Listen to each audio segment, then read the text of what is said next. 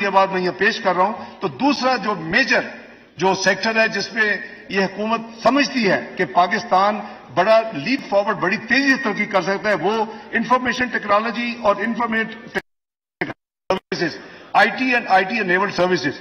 میں اس حوالے سے چند گزارشات کرنا چاہتا ہوں کہ یہ حکومت اس حوالے سے کیا کرنے جا رہی ہے. آئی ٹی اور آئی ٹی انیبلڈ سروسز معیشت کی سب سے تیزی سے ترقی کرنے والے شعبوں میں سے ایک ہے اور اس کی ایکسپورٹ میں نمایاں اور ان کی برآمدات میں نمایاں حصہ ہے. عالمی معیشت میں مسائل کی وجہ سے یہ شعبہ بھی مشکلات کا شکار ہوا.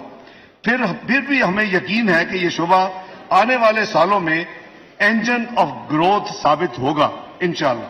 پاکستان اپنا کاروبار کرنے والے فری لانسرز کے اعتبار سے دنیا میں دوسرے نمبر پہ ہے. جناب اسپیکر، یہ بڑی امپورٹنٹ میں آپ کو انفارمیشن شیئر کر رہا ہوں.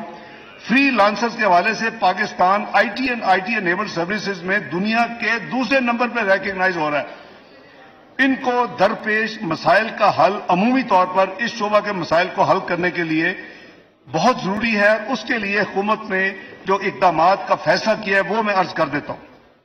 آئی ٹی برآمدات کو بڑھانے کے لیے انکم ٹیکس پہلے ہی صرف 0.2% 25 یعنی 0.25% کی ریاتی شرح لاگو ہے، فلیٹ اس پہ ہے. یہ سہولت ابھی ختم ہونے جا رہی تھی.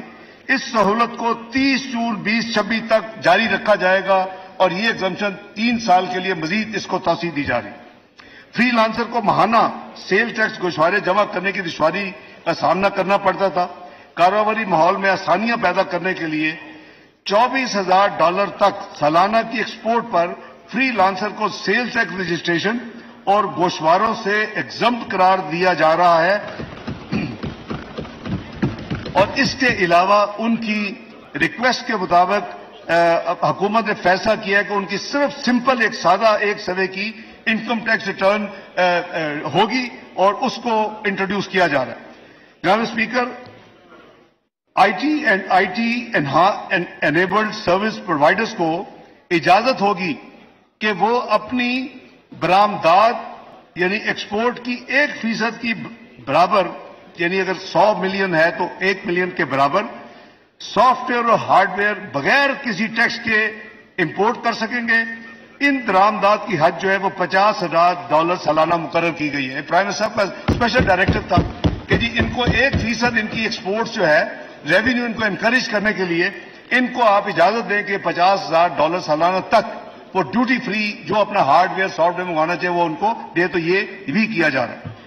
اگلی جو ہے آئی ٹی اور آئی ٹی سروسز کے ایکسپورٹرز کے لیے آٹومیٹڈ ایگزمپشن سرٹیفکیٹ جاری کرنے کو یقینی بنایا جائے گا. ان کی ایک ہے کہ ہمیں جب وہ ایگزمپشن سرٹیفکیٹ کی ضرورت ہوتی ہے تو ہمارا اتنا جو ٹیکسیشن سسٹم ہے وہ بہت لمبا عرصہ کرتا ہے. اس کو آٹومیٹ کیا جا رہا ہے تاکہ جلدی سے جلدی ان کو یہ جو سرٹیفکیٹ جب ان کو چاہیے ہو تو ان کو مل جائے.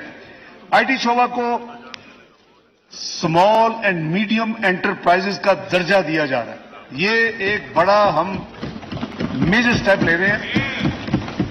پورے کے پوری آئی ٹی شعبہ کو انفارمیشن شعبہ کو ایس ایم ایز کا درجہ دیا جا رہا ہے جس سے اس شعبے کو کم انکم ٹیکس جو ایس ایم ایز پہ لگتا ہے special reduce rate of income tax ان کو اس کا فائدہ ملے گا اور ان کے اوپر ایس ایم ایز کی ڈیکلریشن کی وجہ سے ان کے اوپر نارمل انکم ٹیکس رجیم نہیں ہوگی، کنسیشنل انکم ٹیکس ان پر لاگو ہو رہا ہے. ان کو یہ بہت بڑا فائدہ ہوگا.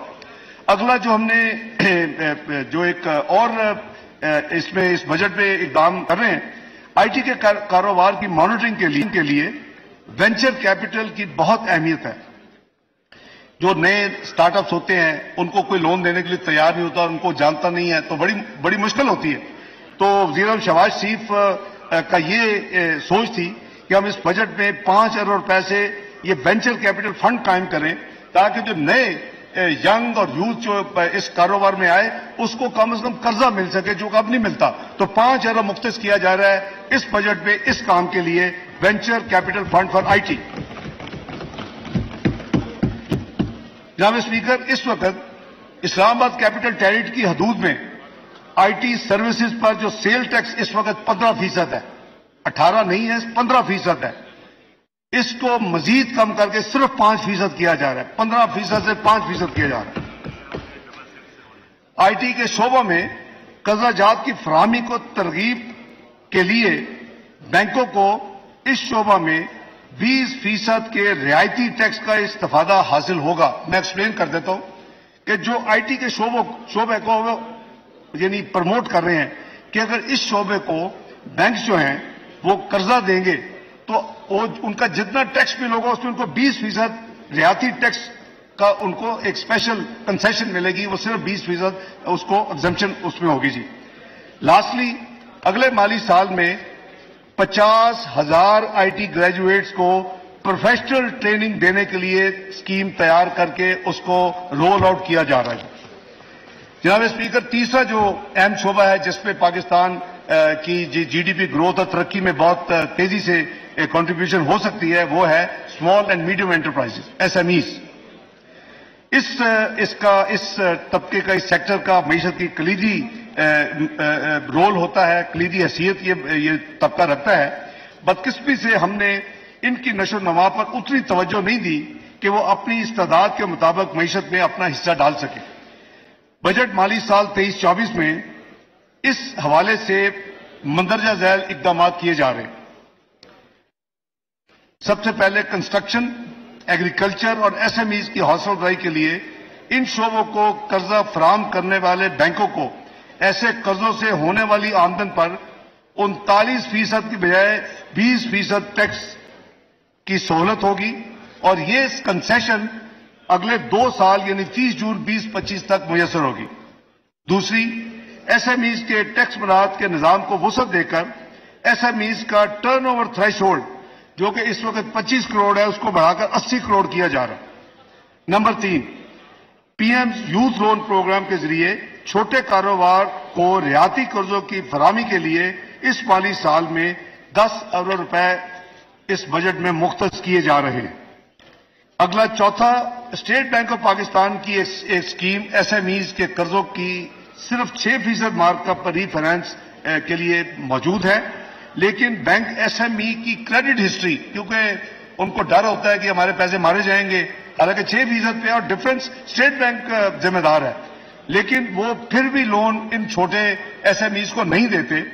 इसको दूर करने के लिए हुकूमत पाकिस्तान ने यह फैसला किया है कि इन कर्जों का अगर वो नहीं देंगे तो 20% जो है उसको पाकिस्तान, हुकूमत पाकिस्तान, वो रिस्क हुकूमत पाकिस्तान का होगा। मैं मसलन अगर 25 रुपए उसका बैड लोन है और 100 टोटल लोन था 25%, तो 20% जो पहला है वो हुकूमत पाकिस्तान अदा करेगी, सिर्फ इनकरेज करने के लिए कि इनको एसएमईज को लोन दिया जाए। इसी तरह एसएमई आसान फाइनेंस स्कीम एक थी, वो बिल्कुल नॉन फंक्शनल है, उसको दोबारा उसका इजरा किया जा रहा है, उसको दोबारा शुरू किया जा रहा है। और आखिर में एसएमईज के लिए इलेहदा क्रेडिट रेटिंग एजेंसी के क्याम की तजवीज है। ये इसलिए है कि ताकि बैंक जो है वो उनकी बैलेंस शीट देखते हैं, उसकी क्रेडिट रेटिंग करते हैं, तो उसके लिए एक स्पेशल क्रेडिट रेटिंग एजेंसी का क्याम अमल में लाया जा रहा है। तो वो जो है एक प्रोफेशनल अदारा होगा, तो फिर बैंक जरा कंफर्टेबल होंगे उनको लोन देने के लिए। जहां पे वाला चौथी जो प्रायोरिटी एरिया है इस